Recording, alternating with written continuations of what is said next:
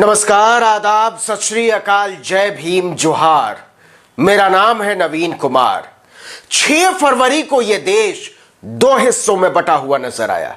एक तरफ किसान और उनके मुद्दों के साथ खड़े लोग थे, तो दूसरी तरफ उन किसानों और उनके मुद्दों को कुचलने पर आमादा चुनी हुई सरकारें, उन चुनी हुई सरकारों के इशारे पर किसानों को कुचलने पर आमादा पुलिस फोर्स, सन्नाटे में डूबी हुई सड़कें और थमा हुआ देश। दोपहर 12 बजे से 3 बजे तक भारत की सड़कों का जमा हुआ कोलतार किसानों के साथ जुड़ने का ऐलान कर रहा था। पूरा हरियाणा ठप था। महाराष्ट्र से लेकर मध्य प्रदेश, बिहार, बंगाल, केरल, कर्नाटक और आंध्र प्रदेश, तमिलनाडु, उड़ीसा तक के किसानों ने इसमें हिस्सा लिया। यह अपने तरीके का अनोखा चक्का जाम था, जब किसानों ने आम लोगों का समर्थन मांगने के लिए उन्हें खाना खिलाया, चाय पिलाई और हाथ जोड़कर कहा कि सरकार हमारे रास्ते में कील ठोक रही है, हम उन कीलों पर फूल उगा रहे हैं। आप बताइए, कील के साथ हैं या फूल के साथ? लोगों ने मुस्कुरा कर कहा कि कील तो चुभते हैं, फूल खुशबू देते हैं। लेकिन जिस बात पर पूरा देश हैरान है वो ये कि किसानों की भारी तादाद और उत्साह के बावजूद उत्तर प्रदेश और उत्तराखंड में चक्का जाम को वापस क्यों लिया गया? क्यों इसे जिला प्रशासन को ज्ञापन तक सीमित कर दिया गया? दिल्ली में तो समझ में भी आता है कि पुलिस और केंद्रीय गृह मंत्रालय ने खुद ही चक्का जाम कर रखा है, तो उसकी जरूरत नहीं थी।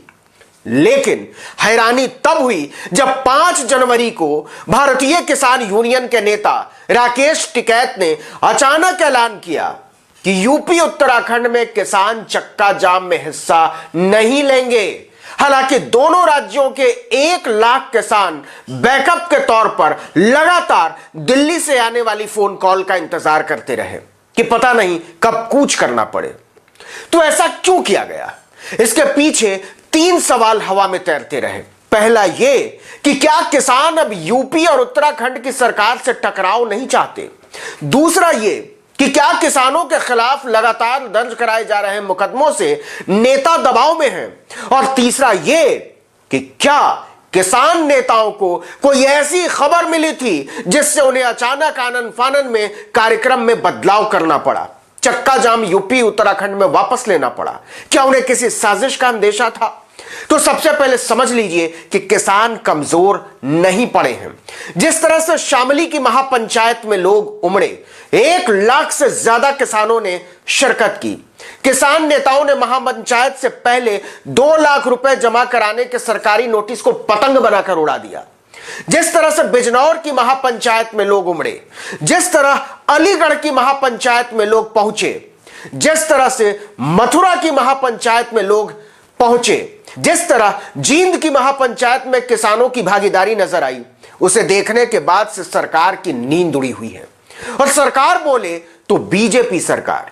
जब लोकसभा में नरेंद्र तोमर कृषि कानून पर विपक्ष को चुनौती दे रहे थे शुक्रवार को, उस समय भी उनके चेहरे की रंगत बुझी हुई थी। योगी आदित्यनाथ, त्रिवेंद्र रावत और मनोहर लाल खट्टर तो किसानों के टीलों पर इस कदर बदनाम हो चुके हैं कि उनकी भंगिमाएं उनकी जुबान से बगावत करती हुई नजर आती हैं।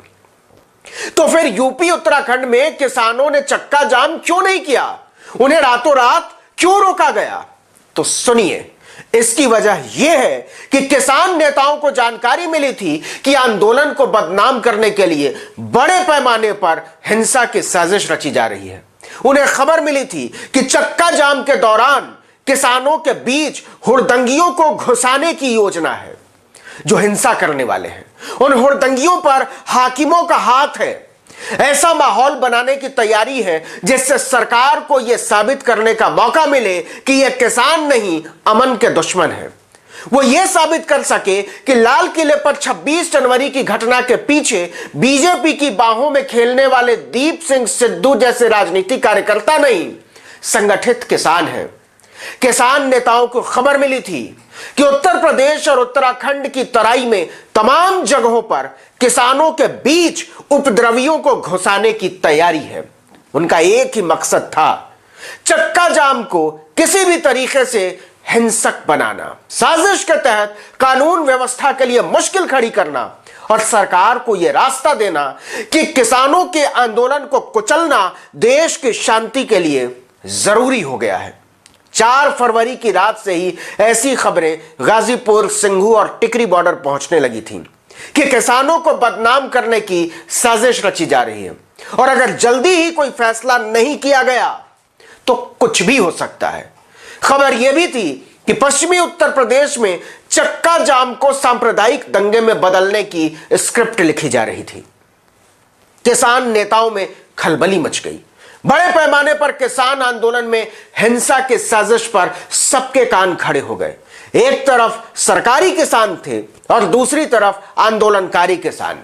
लेकिन मामला केवल सरकारी किसान और आंदोलनकारी किसान का भी नहीं था, क्योंकि अगर 6 फरवरी के चक्का जाम में किसी भी तरह की कोई भी हिंसा होती तो सीधा सवाल किसान नेतृत्व पर उठता। यह साबित करना आसान हो जाता कि यह आंदोलन नेतृत्व और मकसद विहीन है। ऐसे में तय हुआ कि इसे रोकने का एक ही तरीका बचता है। उत्तर प्रदेश और उत्तराखंड में चक्का जाम की अपील को पूरी तरह से वापस ले लिया जाए। इससे अगर हिंसा होती भी तो सवाल सिर्फ सरकार पर उठते। लेकिन मुश्किल यह थी कि बिजनौर, जींद, शामली, मथुरा और अलीगढ़ की महापंचायतों के बाद नौजवानों को समझाया कैसे जाए कि आपको अब चक्का जाम नहीं करना है। यह अपने आप में बहुत बड़ी समस्या बन गई। ऐसे में रातों रात सभी गांवों के प्रधानों को दिल्ली से खबर भेजी गई कि आप किसानों को, खासकर नौजवानों को, अपने अपने गांवों में ही किसी भी स्थिति के लिए तैयार रहने को कहें, इंतजार करने को कहें। उन्हें साजिश की आशंकाओं के बारे में भी बताया गया। 26 जनवरी के बाद बैकफुट पर आए किसान नौजवानों ने हालात की नजाकत को समझा और नेताओं के फैसले के साथ हामी भर दी। यह तरकीब काम कर गई और किसान नेताओं की चैन में चैन आया।